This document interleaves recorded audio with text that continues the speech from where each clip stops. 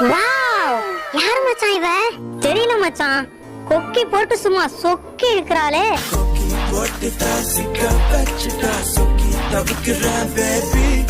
வெள்ளக்காரியா இருப்பாளோ, சும்மா வெளு வெளுன்னு வெளுக்கிறாள. அடி வெள்ளாவி வச்சு தான் வெளுத்தாங்களா, உன்ன வெயிலுக்கு காட்டாம வளர்த்தாங்களா. சும்மா கொழுக்கு முழுக்குன்னு இருக்கிறாடா. கொழுக்கு முழுக்கா?